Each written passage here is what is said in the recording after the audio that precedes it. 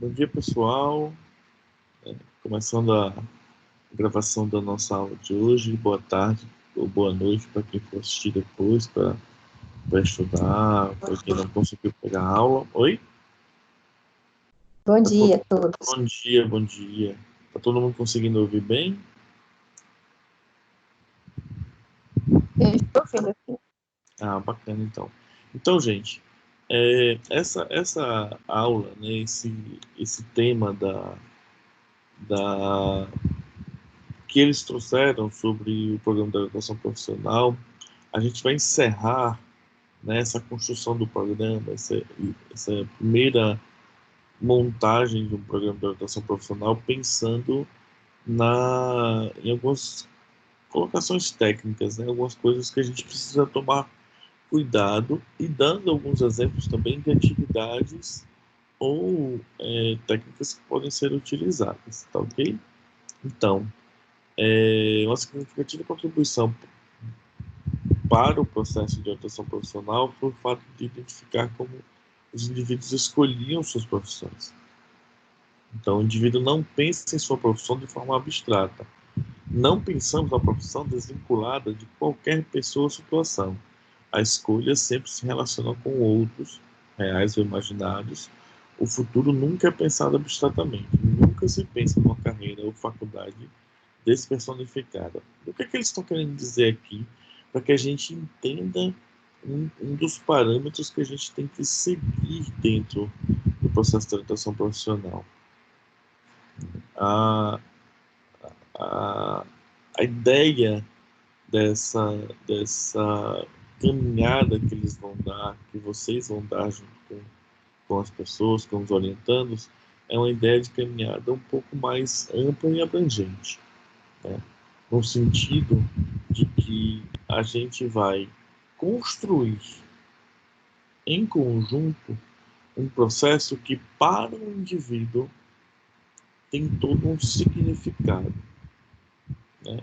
Por isso que ele fala que não tem como ser despersonificada, né? Porque cada um de nós tem um propósito e um porquê da busca pela profissão ou pelo curso superior que a gente está galgando, né? Que a gente está trazendo aí para as vidas da gente. E aí, nesse sentido, é importante que a gente entenda que tem que dar um significado para a condução e a construção dessa nova perspectiva, dessa nova faceta do indivíduo, do adulto, né? Que a gente está, na verdade, auxiliando as pessoas, quando adolescentes, a pensarem sobre o ser adulto, né? O estar adulto. Gente, eu só vou precisar me agitar um pouquinho aqui para ficar num tempo mais confortável. Estou sentindo que o vento está atrapalhando um pouco. Acho que agora está melhor. Acho que agora foi. Então, é importante que a gente pense no sentido do arquitetar e do construir um programa para o outro numa perspectiva de que aquela profissão para aquele indivíduo tem todo um processo que o identifica. Então a gente não pode tratar como uma mera escolha. Para alguns é muito fácil escolher. Talvez para vocês que estão aqui nessa aula agora, ou para quem está assistindo aqui, que escolheu já estar numa profissão, estão galgando essa caminhada, talvez fosse fácil, né? No sentido inicial de que, por mais que vocês tenham tido outras profissões anteriormente, vieram para a psicologia porque quiseram. Talvez isso tenha acontecido. Contudo, para os indivíduos de uma forma geral, para as pessoas de uma forma geral, estar na psicologia não é o caminhar natural, por exemplo. Passaram por várias decisões, por várias tomadas de decisão de profissões e de possibilidades diferentes até chegar no ideal que eles tiveram. Mas é tão difícil quanto é fácil. Deixa eu tentar me explicar. É tão difícil para algumas pessoas tomar essa decisão pensando que talvez aquilo seja um dos motivos de felicidade para o resto da vida. E para outras pessoas se torna complexo por causa do mesmo pensamento, porque eu estou escolhendo algo para o resto da minha vida, né? E aí o projeto de orientação profissional terá de trabalhar com essa perspectiva. Não basta pensar ou focar no resultado, que é a pessoa ter um pouco mais de certeza da escolha. É a escolha em si que é importante.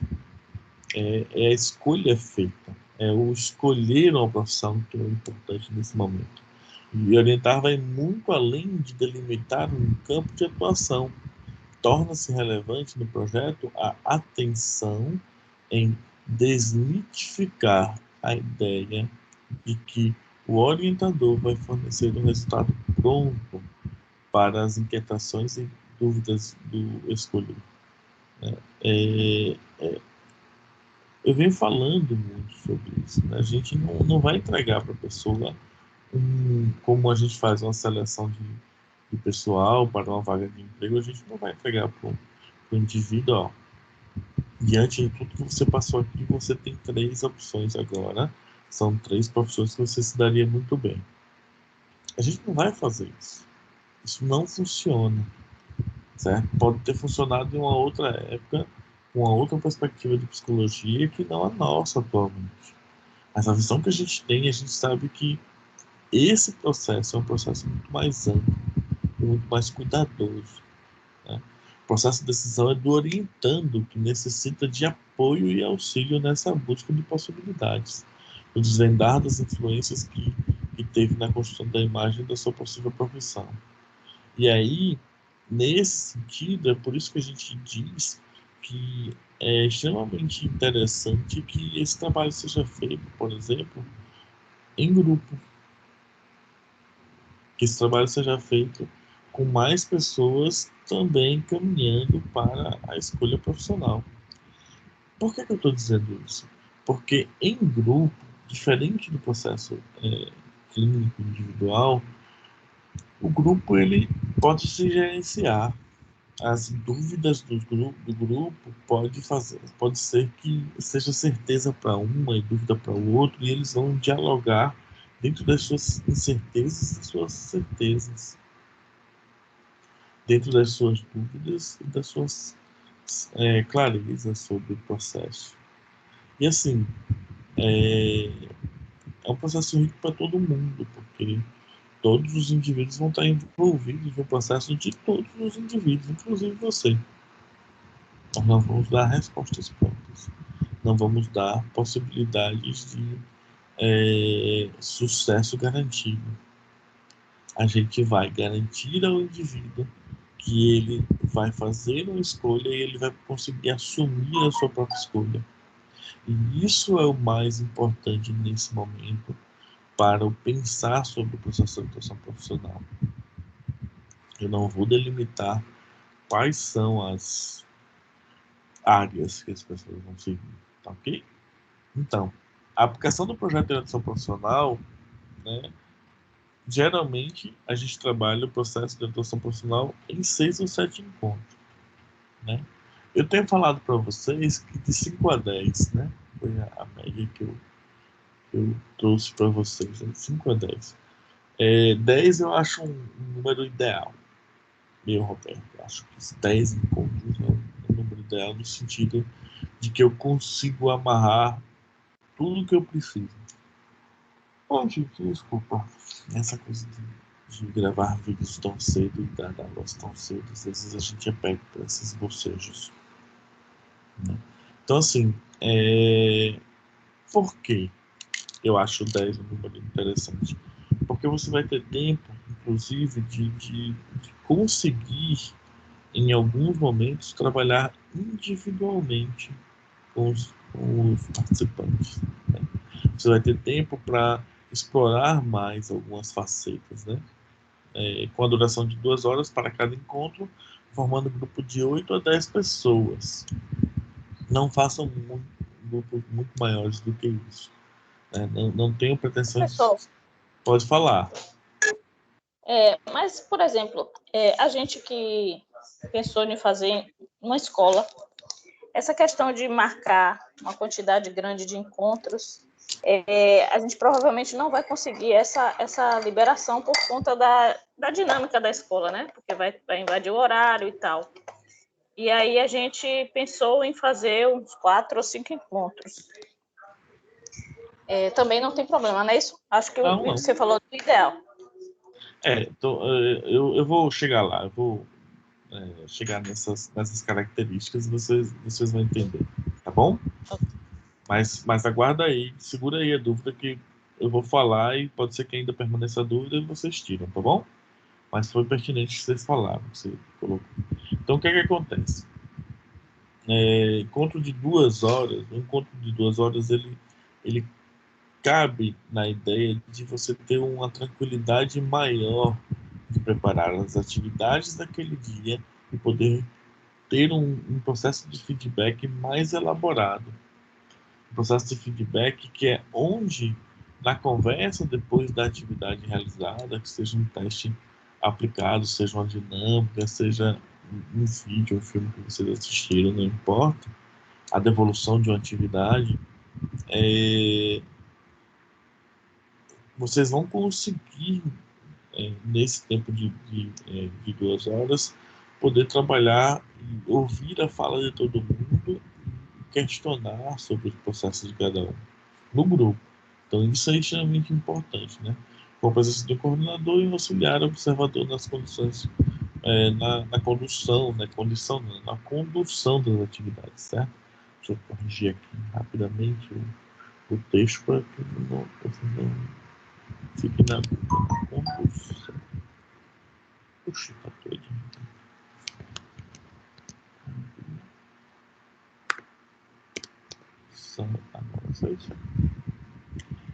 E nesse sentido, né, eu estou falando aqui de um processo ideal. Estou falando aqui de uma colocação do ideal, pensando num projeto que vocês fizessem, por exemplo, para vender para grupos, né, para vocês trabalharem com grupos nos consultórios de vocês, né? Então, eu estou colocando aqui possibilidades um pouco mais amplas. Em outras realidades, a gente vai ter outros processos. Por exemplo, digamos que vocês trabalham numa escola e vocês resolvem fazer atividade para grupos, colocando o processo de orientação profissional dentro do programa da escola para grupos menores, para as crianças até o oitavo, nono ano. Então você vai ter aí um programa muito mais amplo, diluído durante toda a formação do indivíduo, em que esse projeto fará parte da naturalização da vida dos indivíduos, da vida do adolescente, da criança, porque como faz parte de todo do currículo normal, vai chegar um momento em que a criança já vai estar acostumada, que vai ter sempre aquela aula sobre profissões, vai falar sobre futuro, vai falar sobre carreira, vai falar sobre qual é a profissão dos pais, o que eles sonham em ser quando crescer, ou seja, vai ser um projeto amplo. Porque imagine que a criança da educação infantil vai ter que passar pelas fases que você programou também do sétimo, oitavo, nono ano. Ok, que você pode aos poucos ir modificando alguma coisa que não tenha dado certo para que essas novas gerações peguem o projeto lá na frente mais elaborado, mais tranquilo. Mas isso pode ser feito. Então isso não são 10 encontros só. Se você pensar no ano como um todo, você pode ter vários encontros durante todo o ano, né, com esses adolescentes. E isso vai integrar o currículo deles natural. Em se pensando em escola, ensino médio, por exemplo, a partir do primeiro ano, primeiro e segundo ano, eu geralmente não aconselho, a não ser que o seu programa seja um programa mais amplo, mas eu não aconselho em programas mais curtos, em aplicações mais curtas, como essas que a gente vai treinar, não aconselho que seja feito com o primeiro ano do ensino médio, né? Eles não estão maduros o suficiente, infelizmente. Em que sentido? Entrar e estar no primeiro ano é uma mudança já drástica demais. Estar no ensino médio já é um processo de mudança um pouco mais elaborado. Então, quando esse indivíduo, esse aluno, ele adentra no ensino médio, muita coisa ele vai precisar rever do seu processo de identidade. E você ainda assim acrescentar um processo de orientação profissional, pode ser que esse adolescente ele não usufrua da melhor maneira que aquele programa poderia ser para ele. E aí você vai estar jogando uma carta fora, né? É óbvio que se é um programa, mais uma vez, mais longo, dentro da programação da instituição, dentro da programação natural da instituição como um todo, da turma como um todo, que você vai fazer uma atividade para o primeiro, para o segundo e para o terceiro ano do ensino médios, e é uma atividade que ela vai escalonando, aí esqueçam o que eu disse, porque você está montando um projeto pensando nisso, pensando na faixa etária, na idade, na situação psicossocial, desculpa, que esse indivíduo está passando naquele momento. Mas, em geral, os nossos programas vão atingir alunos do segundo e do terceiro ano, em geral. São os alunos que mais vão participar, né?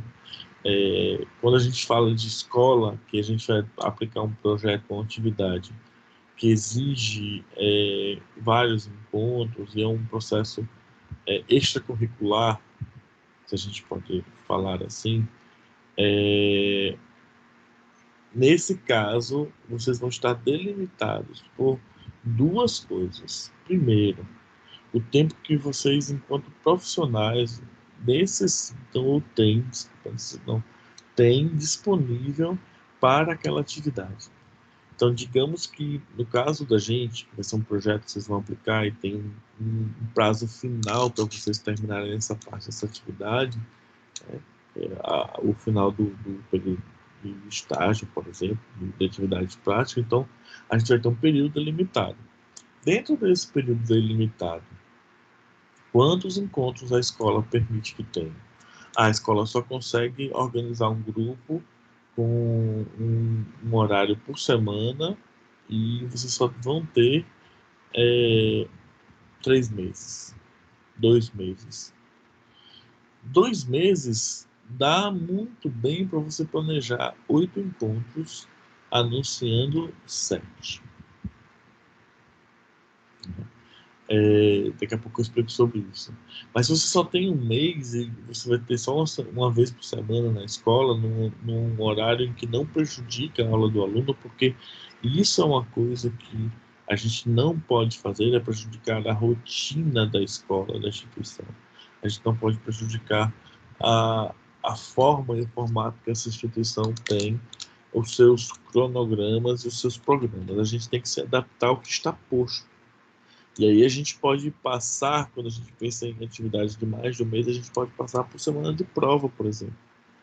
E essa semana de prova, ela impede que a gente faça atividade no mesmo período, no período contrário com os alunos, por um motivo simples. Os alunos eles não vão estar tão atentos ao processo como deveriam.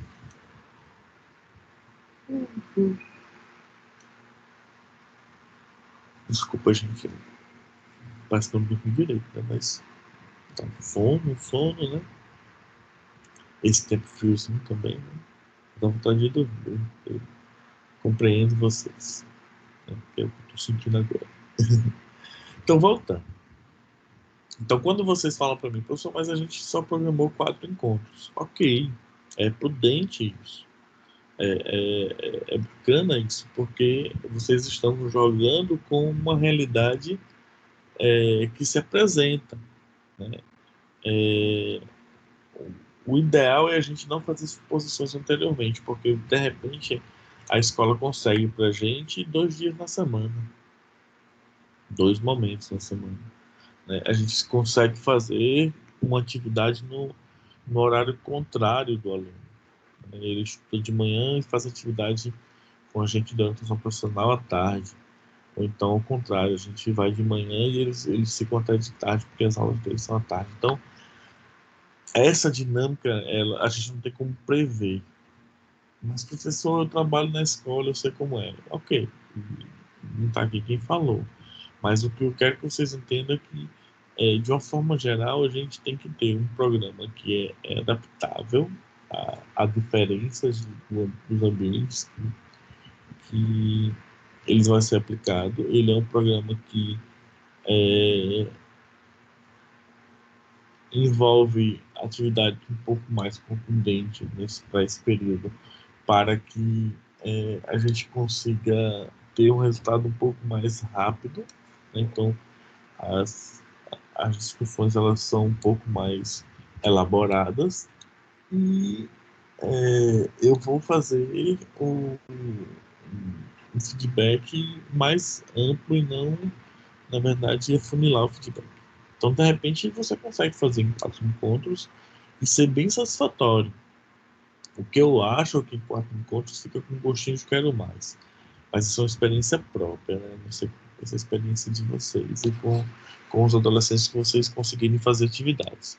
E aí, nesse sentido, é importante que eu diga para vocês que a quantidade de encontros pode aumentar ou pode diminuir, mesmo durante a execução do projeto. Vocês podem perceber que alguma atividade ela não funciona mais, porque o público-alvo de vocês já teve a reflexão que deveria ter tido. Entenderam?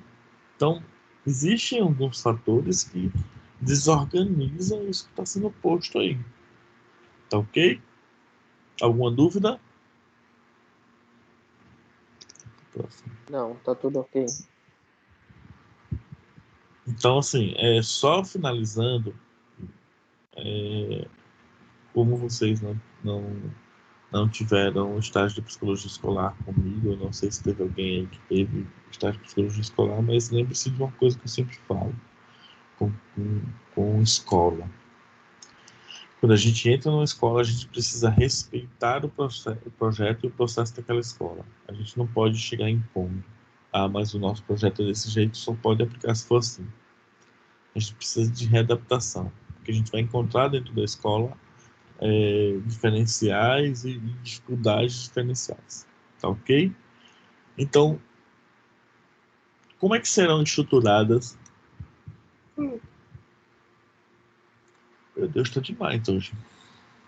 Como é que serão estruturadas a etapa desse processo? No primeiro momento, estamos mobilizando os jovens para um autoconhecimento e, concomitantemente, o orientador estará buscando um diagnóstico da situação de cada jovem perante o processo de escolha. Então, quando a gente fala de autoconhecimento, nesses primeiros encontros, aí você vai dividir essas etapas dentro dos encontros que você tem, podendo ter mais de uma etapa, de repente, com uma certa ruptura, vamos pensar assim. Mas pode ter mais de uma etapa no mesmo encontro. Vai depender de como for o desenvolvimento.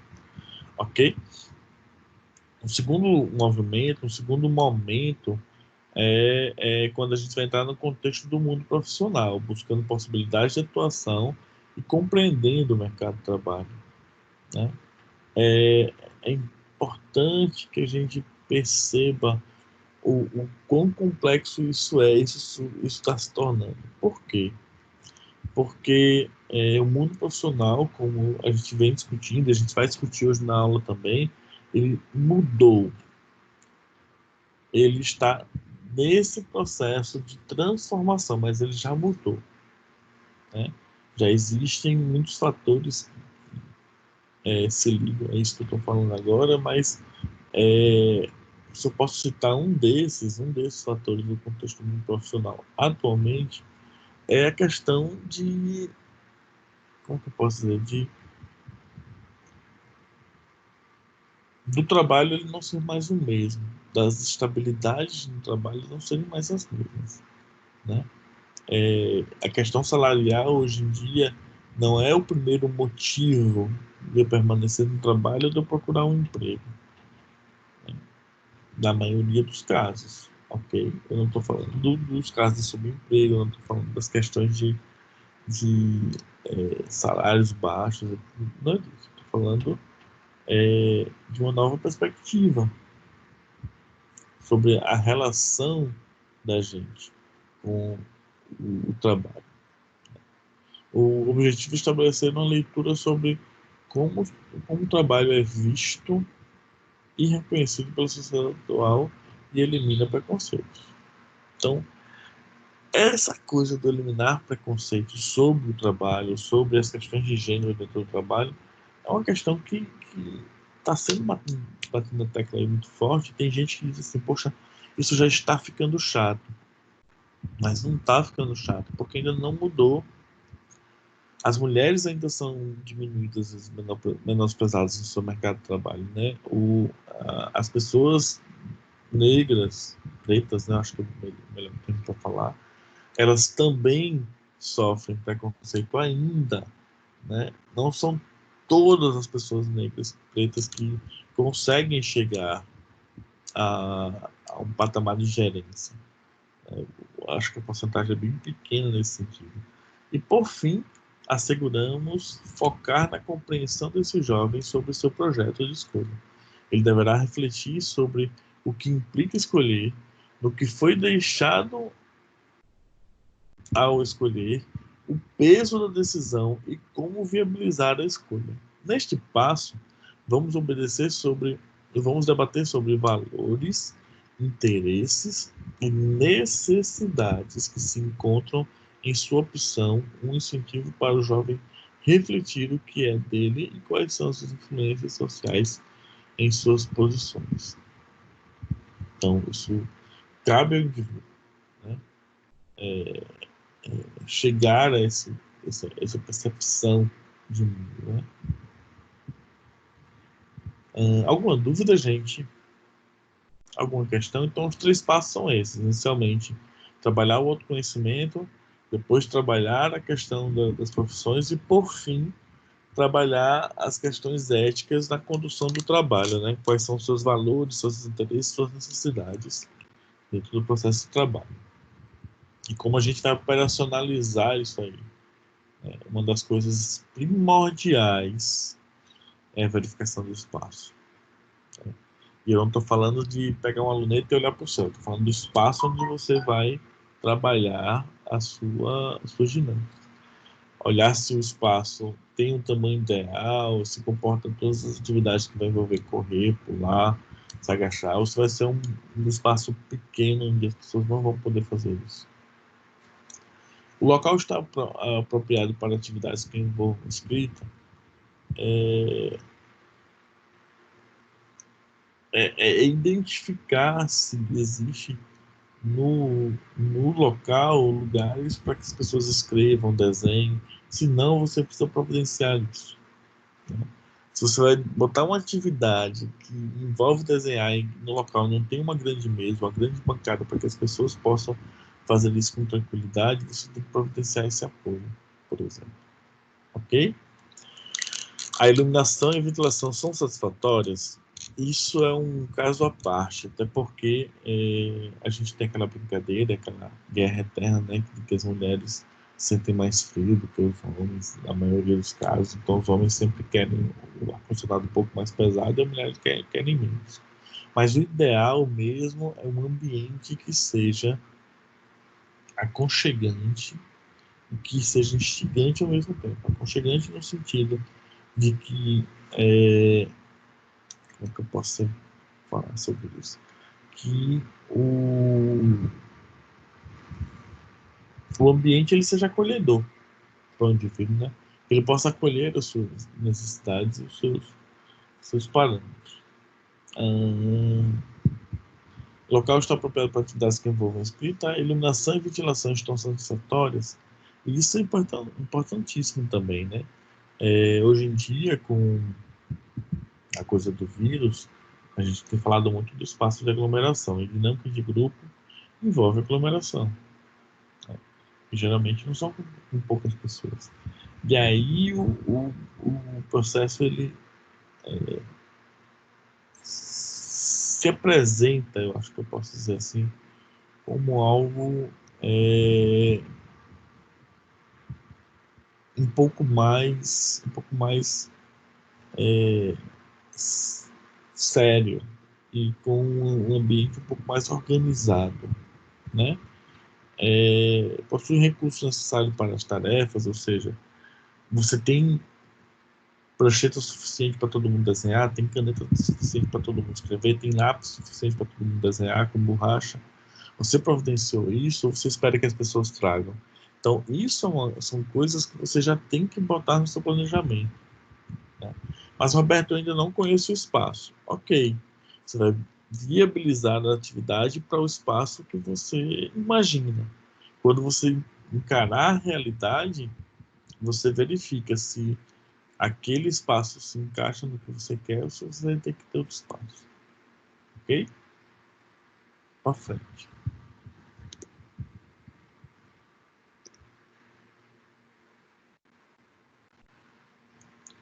A operacionalização do concreto, falando sobre as atividades ou os tipos de atividades que podem ser utilizadas, né? E aqui é que vai o pulo do gato. Porque aqui tem vários exemplos de várias atividades diferenciadas, algumas delas vocês já conhecem, algumas vocês ainda estão aprendendo a ver, aprendendo a reconhecer, mas é importante que a gente tenha no nosso leque várias atividades. E aí, se você não sabe, quando a gente voltar, já procura como é que faz, como é que sustenta, como é que faz atividade, como é que não é. Então, depois vocês podem aprofundar mais essas atividades. Gente, hoje tá um negócio esquisito. Eu já não estou conseguindo achar uma posição correta. Estou com um probleminha na lombar e não tem uma posição que encaixe. Vamos tentar, né? Vai dar certo. A aula sai. Se daqui para meio-dia a gente consegue encerrar essa aula hoje sem muito terremoto, né? Eu sei que quando eu mexo assim na câmera fica terremoto. Então, que tipo de atividade o livro sugere para a gente, né? É claro que não se limita a isso. É claro que não se coloca isso. Uma coisa eu preciso já orientar vocês se vocês já fizeram, já corrijam isso. Os programas de vocês não vão poder aplicar testes, certo? Vocês podem criar um projeto de programa com o teste psicológico, o teste específico dentro daquilo que você precisa, mas na hora da execução a gente não vai poder, porque os testes eles não podem sair da faculdade. Né?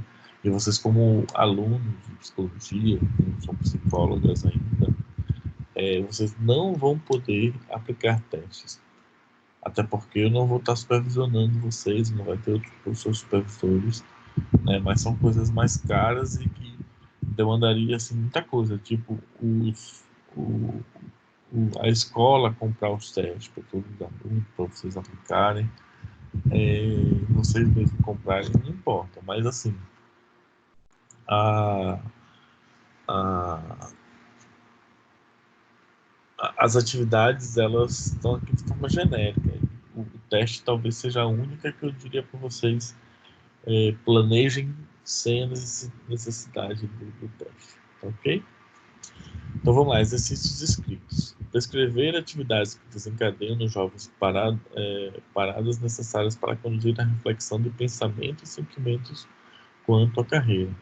Então, às vezes, assim, é escrito no sentido dele fazer uma frase, dele fazer palavras, dele colocar situações em que ele precisou falar. O exercício escrito ele serviu para desencadear essa fala, essa reflexão. E aí ele também serve como, não precisa só com palavras, mas pode também ser desenho. Né? Interpretações individuais. A conversa necessária entre o orientador e orientando sobre o resultado que o jovem está atingindo nesse processo. E isso é uma coisa que a gente quase nunca pensa quando a gente fala em dinâmica de grupo. Mas esse caso específico, a gente tem que saber que cada um desses indivíduos eles tem particularidades. isso precisa ficar respeitado no processo, ok? Informação ocupacional. O orientador deve estar preparado para o processo, pois neste quesito devemos disponibilizar a informação prática e divulgar outras possibilidades de consulta sobre o mundo do trabalho.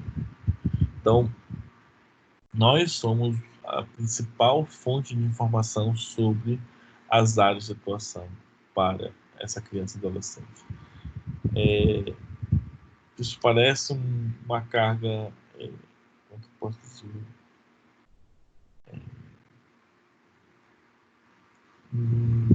Uma carga muito grande para o profissional, porque é um número imenso de profissões que a gente está lidando aqui, mas lembrem-se que é nosso dever conhecer sobre as profissões, pelo menos uma coisa por alto do processo dessas profissões, ok? Modelagem de oportunidades. É importante a exposição do jovem com profissionais no processo de exploração de sua escolha. Trabalhar com a tomada de decisões e suas complexidades através de filmes, palestras, etc. O que acontece? Dentro desse contexto, né, dentro de um contexto mais amplo, mais fortemente cuidado, desenvolvido, a gente também precisa colocar o indivíduo em contato com a realidade. E aí, na medida do possível, conseguir fazer com que ele perceba, enxergue, e, se possível, vivencie algumas questões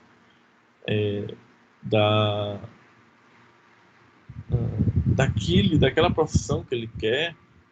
Ele vai começar a entender dentro do contexto o que é aquele sonho, aquela visão que ele tinha sobre determinada profissão, por exemplo. Atenção para a construção de apoio. Em todo o processo é importante a postura do orientador em se colocar como facilitador dele. Intervenções úteis e de forma correta propiciam aos jovens um ambiente confortável para expressar os seus sentimentos e pensamentos. Ok? Então, isso é meio que autoexplicativo, né? A ideia de construir dentro do processo uma rede de apoio, onde as pessoas vão conversar entre si sobre o processo, vão conversar entre si sobre as construções que foram feitas, né? E a gente vai tirar dessas conversas, dessa construção de apoio, o melhor para aqueles indivíduos que estão ali. Tá ok? Vou dar aqui alguns exemplos de técnicas, certo? E assim, exemplos esses que vocês devem tomar um pouquinho de cuidado ao aplicar. Eu aconselho sempre, teste antes a dinâmica em um outro grupo que não o seu grupo. Porque você pode estar esquecendo alguma coisa que é importante para a dinâmica, pode estar esquecendo alguma coisa, mas tenha muito cuidado. Ok? Integração do tempo, como uma técnica, consiste em representar a história de vida considerando sua linha do tempo, passado, presente e futuro, podendo utilizar diversos recursos como desenho, colagem, autobiografia, né? Aí é que começam os nossos pulos do gato, né? Onde a gente vai desenvolver um processo mais amplo, mais correto, mais coerente, e vai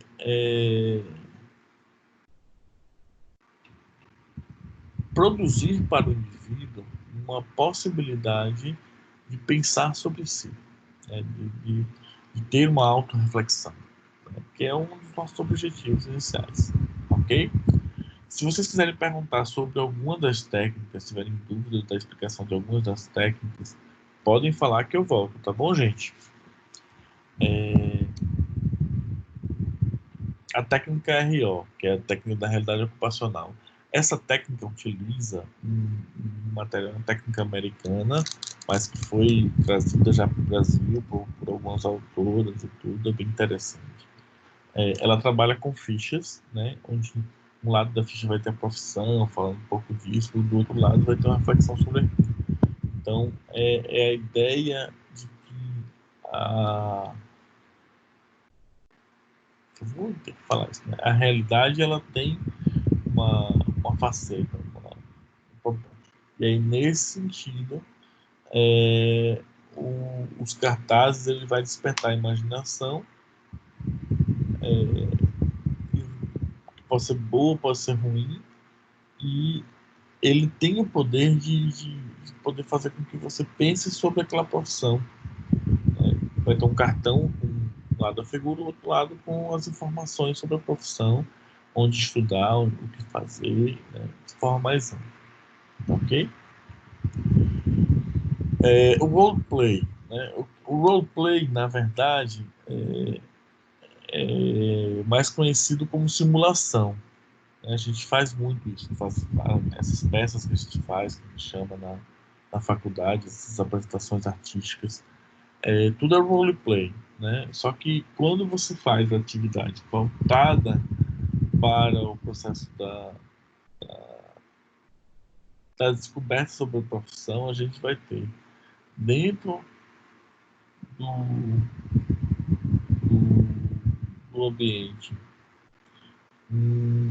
uma pessoa que está querendo descobrir sobre uma determinada profissão, e aquela ensinação, que geralmente 100% das vezes geralmente 100% das vezes é péssima, mas geralmente 90% das vezes, 80% das vezes, não sei, ela é uma interpretação de uma das possibilidades de área de atuação daqueles indivíduos, né? E aí você vai ser confrontado também na relação sobre essa profissão, sobre essa escolha que você teve. Então é uma técnica muito interessante, que pode ter várias vertentes, ok? Desde simples interpretações até interpretações com algo auxiliar, com outras pessoas participando da sua interpretação, para você entender como funciona cada uma das etapas do que você está construindo ou produzindo, ok? Visitas e entrevistas. Como eu falei anteriormente, tanto as visitas como as entrevistas profissionais da possível área de escolha do jovem, pesquisando sua prática ou rotina, fornecem uma realidade do mundo do trabalho.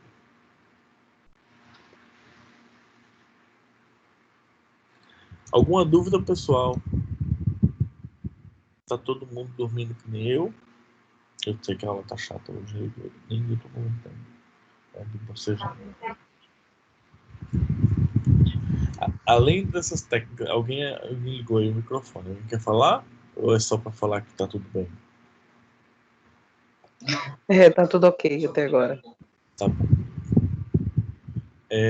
Além dessas técnicas citadas, podemos completar com dinâmicas de colagens, construções de histórias, questionários individuais sobre interesse, trabalho, escolhas, atividades para o reconhecimento, habilidades, etc. Dentro dessa perspectiva, é um cuidado que a gente precisa tomar, né? As dinâmicas e atividades, elas não necessariamente precisam falar de emprego.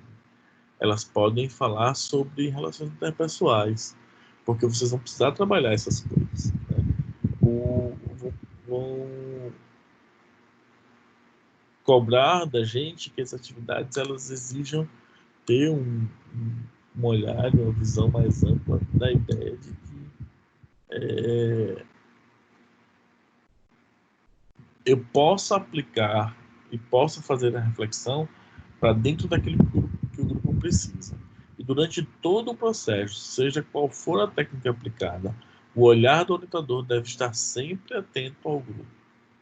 Estar atento à participação dos seus orientandos e sempre receptivo às manifestações de recursos, pois psicólogos e assistentes sociais que possam falar do seu grupo, né, dos trabalhos.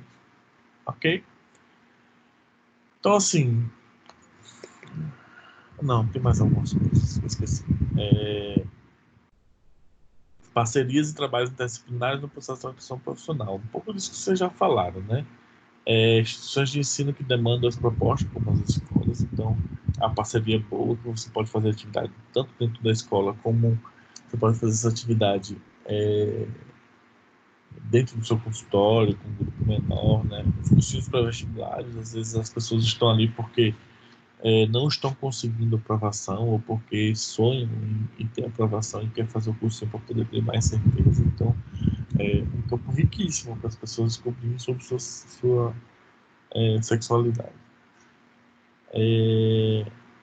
Cursinhos pré-vestibular e cursinhos pré-vestibular para pessoas de baixa renda. Os de pessoas de baixa renda, assim, é importante que a gente entenda que não é porque o indivíduo é de baixa renda que a gente vai precisar das atividades mais simples e mais fracas, né? Mas eles podem, acho que é o melhor termo que eu posso dar agora, eles podem se desenvolver sim, de forma mais ampla, mais concisa. Tá ok? O vestibular como única escolha do futuro. E esse é um mito, né, do processo de carreira do indivíduo que ele existe mesmo. E aí, assim, é super difícil, super complexo, né, ser aprovado. Poucos são as pessoas que não sabem, pouquíssimas. E aí cabe a gente arquitetar um plano para entrar nesse ambiente, de forma para que o indivíduo entre no passe pelo vestibular como uma prova comum, ok? A pressão é exercida por esse momento porque é um processo de escolha e parece que a escolha como o próximo item vai dizer, né, do medo de escolher o futuro perfeito. Então, assim, a gente tem ideia do que a gente quer, mas a gente não tem ideia como a gente vai alcançar isso, ok? Interferência financeira, tanto no curso de formação quanto no status do curso. Então, às vezes, simplesmente você não tem o dinheiro para cursar. E é a única vaga que te restou, porque as outras vagas estavam preenchidas. E aí você vai pagar e custear como? Isso é um problema para reconhecer de verdade. A interferência financeira, tanto no curso da formação quanto no status do curso. Então, eu já falei meio sobre isso aqui em cima, né? Que às vezes você tem uma grana, você tem dinheiro e simplesmente você não consegue utilizar da melhor forma possível. Ok? Dentro da ideia de status. E aí, falando sobre escolas públicas e faculdades públicas, você vai ver que nos principais cursos, quem continua cursando são as pessoas brancas, ricas, heterossexuais. Ok? E o vestibular como um rito de passagem, né? Que a gente tem aqui, como se o adolescente ele fizesse o vestibular, o Enem, e fosse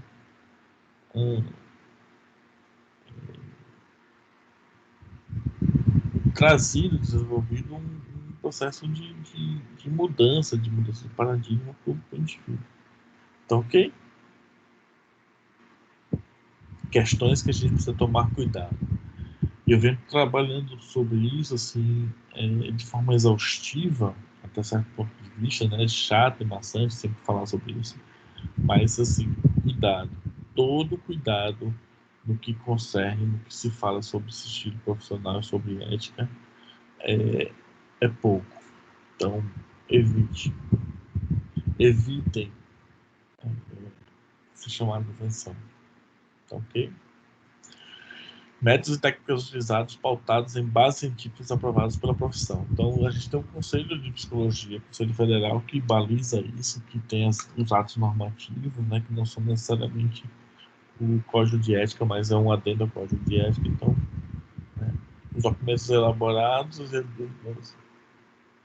a dúvida, desculpa, em dúvida, consulte o CRP da sua região. Em dúvida, discutir. 300. Sentido do que é que eu estou falando. Na dúvida, sempre vá atrás daqueles que podem te ajudar. Lembrando dos 300 de Esparta, aí, não sei se a analogia ficou muito clara, mas a ideia de que aquele é um grupo pequeno, mas que está sempre disposto a vencer as batalhas. Ok? Então, esse era o assunto, né, da primeira parte, né? Eu queria saber se vocês têm alguma dúvida sobre isso, porque Agora eu vou migrar completamente para outro assunto, né? A gente vai começar a destrinchar o capítulo 4. Então, alguém tem alguma dúvida? Alguém quer falar alguma coisa? Alguém quer dizer alguma coisa sobre os programas que já está fazendo? Se acha que vai precisar mudar? Se ficou com dúvida sobre isso? Como é que vocês estão?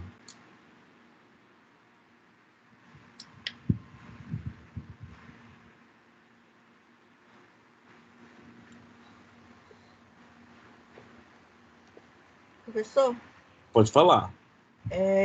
a respeito do tempo de duração do acompanhamento, né, do grupo,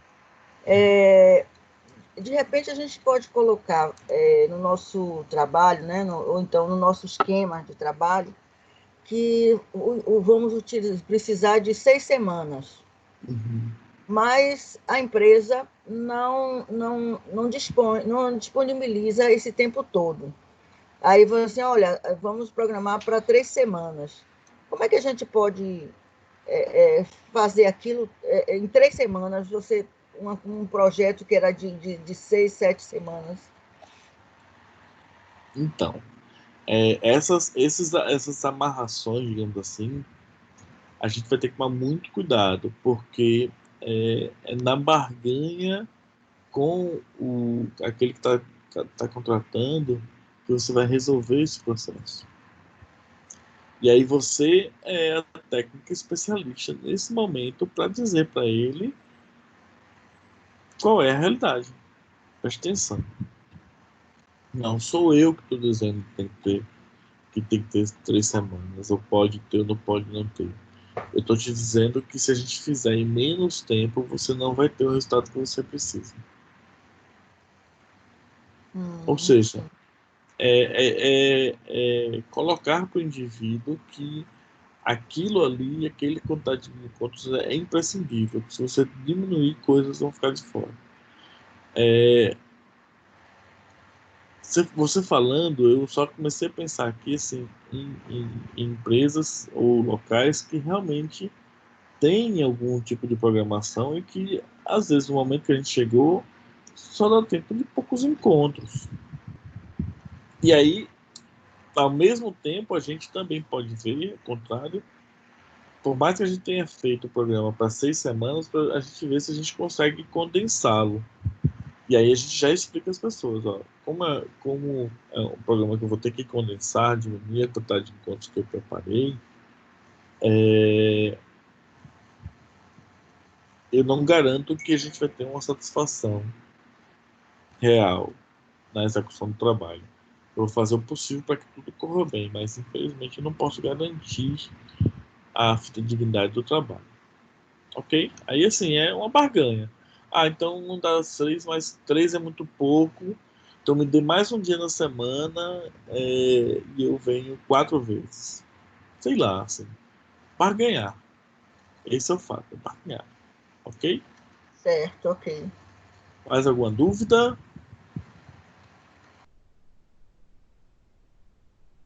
Eu parei aqui só um pouquinho a câmera. Mas alguém tem alguma dúvida? Volto já. Professor, Pode falar. em relação a gente, no slide lá, né, e o senhor também comentou a respeito da gente Pode falar. levar profissionais para que ajudem, né, na dinâmica, né, Sim. para eles falarem sobre a sua experiência, né, diante da profissão. E como é que é feito isso? Então, vamos lá. Existem 2 formas de fazer isso. Uma, porque o que vocês podem fazer, na verdade, como proposta, que alguns encontros eles não vão ser presenciais no sentido de vocês estarem presentes com o indivíduo, com o aluno ou com o orientando na sala com vocês. Vocês vão agendar o encontro com outra pessoa, por exemplo. Digamos que vocês conseguiram uma advogada, mas ela não tem como ir. Então, os alunos que têm interesse em saber sobre direito vão agendar uma reunião antes do próximo encontro com essa pessoa que vocês conseguiram, que é sua amiga, seu amigo, no ambiente de trabalho dessa pessoa. No escritório, sei lá, escritório de advocacia, não sei. Então vocês vão agendar, vocês podem agendar também para que eles façam essa visita. E aí vocês podem dar os feedbacks no retorno deles na próxima sessão, quando eles vão trazer como é que foi a experiência de conhecer os profissionais. Entendeu? Então esse é um formato. É um formato que eu prefiro, até porque nesse sentido você não força os indivíduos a ouvir, a saber sobre uma profissão que eles não estão querendo. E você dando essa liberdade para o adolescente visitar o local de trabalho do artista, você vai estar dando para ele possibilidades de crescimento, possibilidades de novas escolhas, novos caminhos, tá bom? Entendi. Então tem as duas coisas. A outra coisa é a palestra. A outra parte é a palestra. Deixa eu contar aqui. Que aí você pode convidar pessoas, e aí essa palestra precisa fazer parte do teu programa. Mas só que aí o que acontece? Se você tem um programa curto, como é que eu vou apresentar num curto espaço de tempo uma atividade para os alunos? Como é que eu vou apresentar isso? Como é que isso vai acontecer? O vento está batendo no microfone? Tem um barulho, professor, assim, Tem um tivesse. Tem. Deixa eu mudar de posição de novo. Ai, meu Deus. Não estou conseguindo achar uma posição certa hoje. Hoje tá, a lombar tá... Acho que agora vai. Parou o barulho? Parou. Pronto. A ideia é essa. Se tiver barulho, aviso de novo, que eu ajeito de novo. Certo. Então, assim, o que acontece? A outra opção é palestra, só que entendam que a palestra vai ser um pouco mais complexo, porque você vai trazer profissionais para palestrar no ambiente que vocês estão fazendo o processo, e esses profissionais eles vão tomar pelo menos 1 hora do encontro, no mínimo.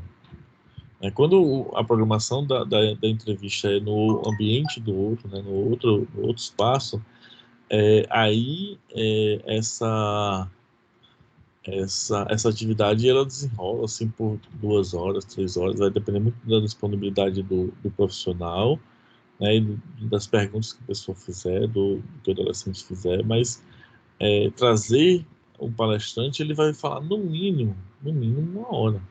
A não ser que seja 2 ou 3 no mesmo dia, eles vão se dividir por das profissões, mas é complexo, então é um pouco mais complexo. Então, como é que eu geralmente faço?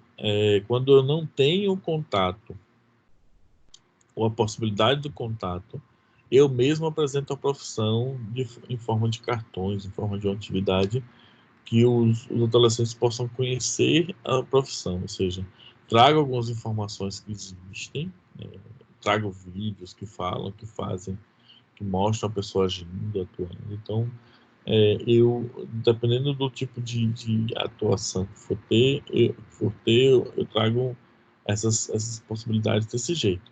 E também boto as pessoas para pesquisarem. Assim, aí eu faço uma atividade tipo de trabalho na rua, né? Assim, vá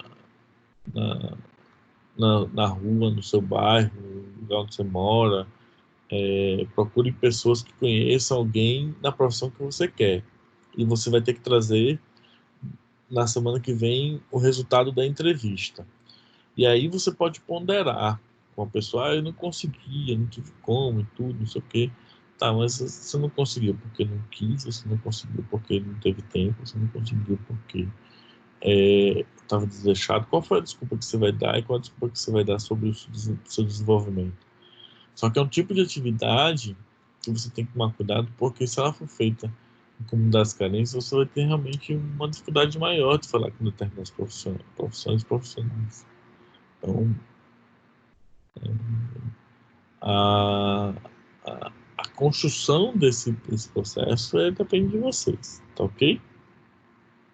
Dúvidas? Para que eu passe para a próxima etapa. Vocês vão ver que é rapidinho isso aqui. É coisa de Estalou os dedos, terminou o slide. Dúvidas? Podem tirar, viu, gente? Essa é a hora. Assim, vocês estão construindo o projeto, então essa é a melhor hora.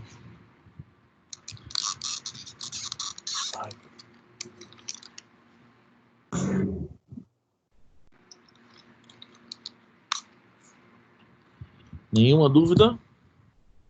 Então vamos passar para a próxima parte.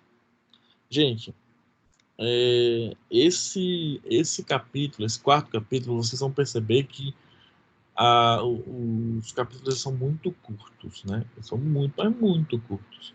Então, os temas eles já foram trabalhados, eles só estão aqui dando uma última garimbada sobre os temas, e a gente vai trabalhar, né, como ele está falando aqui nas dimensões da orientação profissional, em 3 dimensões diferentes, né? Essa primeira dimensão, que é o trabalho, indivíduo, categoria profissional, no sentido de entender qual é a função do trabalho na nossa sociedade, né? O segundo, a gente vai trabalhar um pouco sobre a questão da mídia, da comunicação, do como a gente conhece, do como a gente pode entender ou perceber e se comunicar com as profissões. E, por fim, qual é o papel do psicólogo dentro dessas profissões como um todo e dentro desse processo de orientação profissional. Tá ok? Então, trabalho, massificação e libertação. É por meio da profissão que as pessoas inserem-se no mundo do trabalho, e assim o homem passa a ser um grande agente transformador. Como trabalho, podemos considerar toda atividade que transforma a natureza em produtos artificiais, por exemplo. Por exemplo, extraímos da natureza as essências para produzir nossos medicamentos. O trabalho não é intrínseco, ou seja, ele não está na essência da espécie humana, mas é resultado dos nossos processos culturais. Se o trabalho estivesse na nossa essência, a gente já nasceria com o chipzinho do trabalho, já nasceria com a possibilidade do trabalho, mas a gente aprende a trabalhar, a gente aprende sobre o trabalho e sobre os processos do trabalho. E para que o trabalho deixe de ser complexo no processo de vida da gente, ele precisa ser prazeroso, né? As pesquisas têm demonstrado que a profissão e o conflito de interesses sociais já não fazem parte das preocupações dos jovens. Mostram também que os valores relacionados ao trabalho, tais como disciplina, subordinação, aplicações de segurança salarial, vêm sendo substituídos pelos empregados com menos de 35 anos, por valores novos. E esses valores novos, aí, antes que eu leia aqui, eles são a nova onda do mercado de trabalho, né, do desemprego. A autorrealização é um desses novos valores, a criatividade, a autonomia e a liberdade de decisão. E entendam que esses valores, eles vêm antes de salário, vêm antes de segurança no emprego, vem antes de tudo isso, porque aquilo que a gente já tinha conversado na primeira unidade, os indivíduos eles estão com outra proposta para o trabalho, para o emprego, né? Eles querem um processo para eles, né? Querem tomar na mão esse processo. Não se pode negar, portanto, as consequências do contexto histórico-econômico nas formas de evolução ressignificada do trabalho. A não profissionalização do trabalho leva as pessoas a exercerem sua atividade profissional por apelos externos e não por uma escolha pessoal, feita com base em seus desejos e a busca por sua realização. Então, a profissão em si, né, o exercício profissional, ele traz para o indivíduo um novo status, né? Status de profissional, de doutor, né? Status que coaduna com uma ideia ampla daquilo que eu quero construir para o meu processo, né? E ele realmente é a realização dos desejos da gente, né?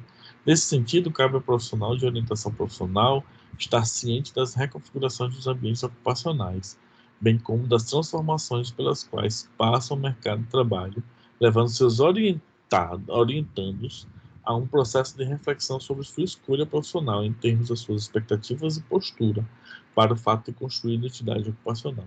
Então, por que eu quero fazer medicina, que é a grande coqueluche sempre das profissões, né? Ser médico? Por que eu quero estar na engenharia? Qual é o propósito disso na minha vida? Como é que eu enxergo isso? Isso é um processo meu, um projeto meu, ou um processo de outras pessoas? Eu vou bancar essa situação como no sentido de entender que o, o caminhar da profissão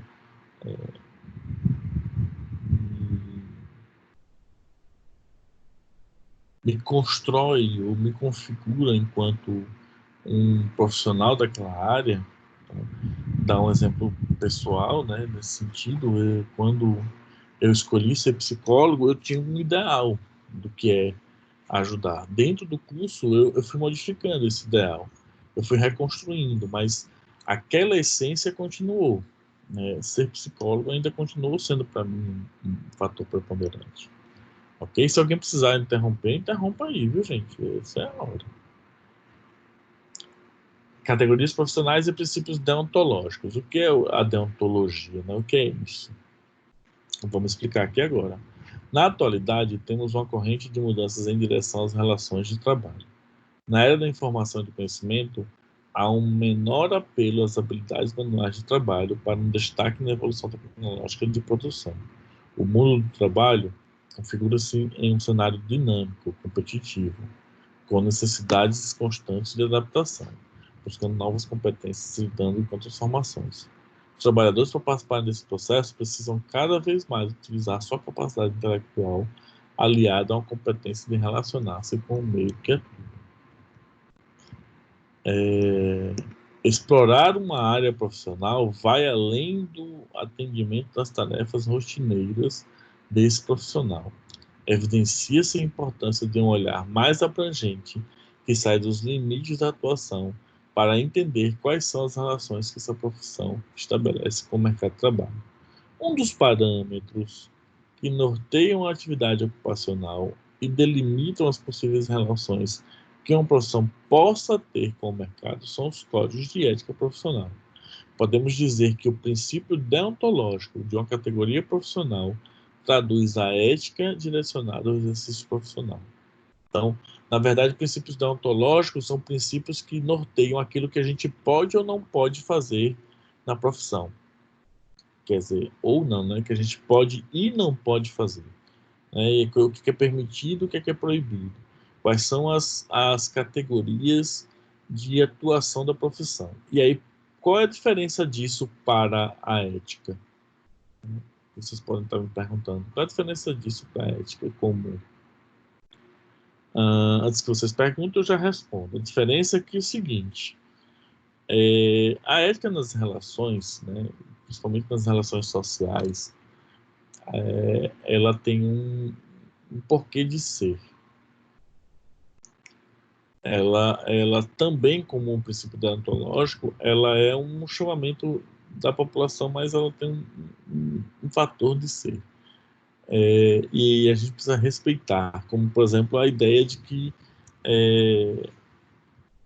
a gente... Vou falar um exemplo que eu dei na outra aula, né, com outro grupo, que eu acho que é um processo que se encaixa. Né? Nessa pandemia, a gente tem ficado em casa e a gente tem trabalhado de casa. Então, trabalhar o dia inteiro dentro de casa, dependendo do tipo de trabalho que você tem, do tal do home office, você vai ficar em casa da forma como você fica de maneira natural. Né?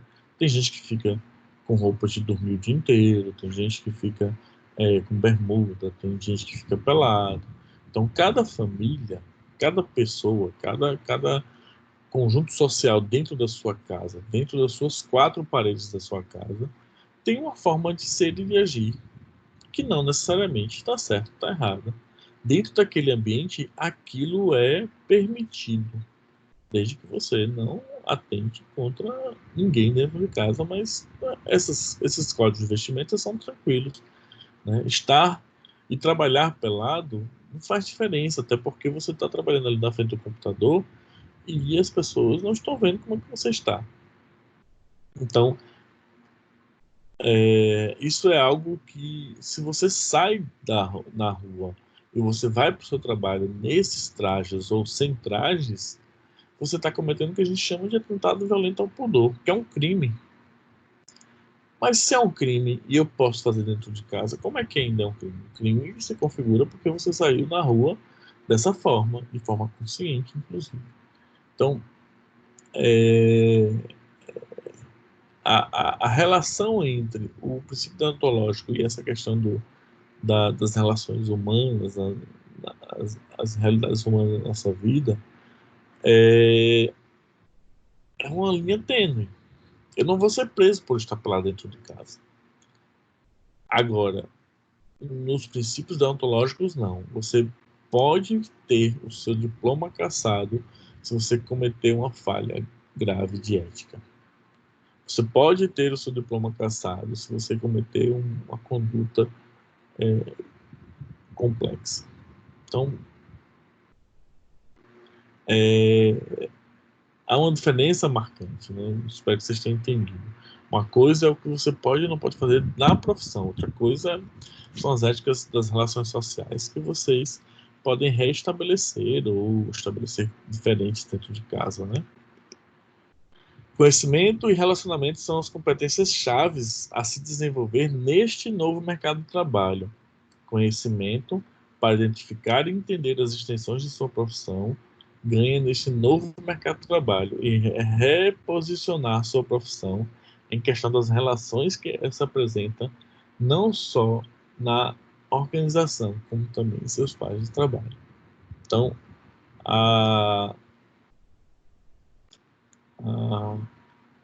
as relações e construir relações é o novo modelo, se eu posso assim chamar, né?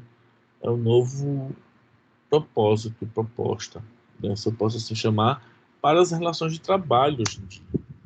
E isso precisa ficar muito claro para a gente. As pessoas vão exigir isso de você. As empresas vão exigir isso de você. Porque a gente não vai ter tempo de construir uma amizade duradoura porque vocês já estão trabalhando há mais de 2, 3 anos. 10 anos trabalhando junto com a mesma pessoa. É um casamento. Hoje em dia não tem mais isso. Hoje em dia as pessoas estão esperando a sua competência em resolver problemas, ou seja, o seu conhecimento, e é a forma de lidar com a equipe de forma realmente aceitável. Levar o jovem em processo de orientação profissional a pensar em sua profissão sob o impacto deste mercado de trabalho, realmente uma reflexão sobre a atividade ocupacional baseada na realidade. Saímos do estereótipo da ocupação para estabelecer e entender as relações de nosso futuro trabalho dentro de uma perspectiva de mercado real. Então, eu não mais tenho uma ocupação, né? Eu tenho uma profissão. E essa profissão exige determinados comportamentos de mim. E o que seria, então, nesse sentido, o sucesso profissional? Se pensar que ficamos grande parte das nossas vidas no trabalho, podemos entender a ansiedade e a preocupação na escolha de uma carreira profissional, porque aquilo vai durar para a sua vida inteira e você precisa se adaptar com esse ambiente de trabalho. O trabalho, então, assume uma dimensão muito importante, e estar feliz com o que se faz é uma das referências mais significativas do sucesso profissional. Nosso trabalho estaria na condição de sucesso mediano. Nosso mundo interno, nosso mundo externo estaria na condição de superior. Não tem o resto do texto. Buscar o rumo do sucesso profissional requer o atendimento de alguns passos. O primeiro passo é alinhar carreira com valores, o que significa descobrir as crenças e assumir quais são os nossos valores que reforçam a chance para optar mais assertivamente. E aí é aquilo que eu venho explicando, né? Isso você também pode utilizar com os seus orientandos, né? Esse tipo de dicas pode estar presente no seu processo. Outro passo é entender as estratégias de escolha. Definir o que não se quer fazer é mais importante do que saber o que se quer, uma vez que o que não queremos denuncia nosso limite de atuação. O próximo passo é o planejamento da crença que que consiste em detalhar como se quer chegar, seguindo pelo passo de implantação do planejamento terminado com estabilidade. Gente, é isso. Tá vendo como foi pequenininho?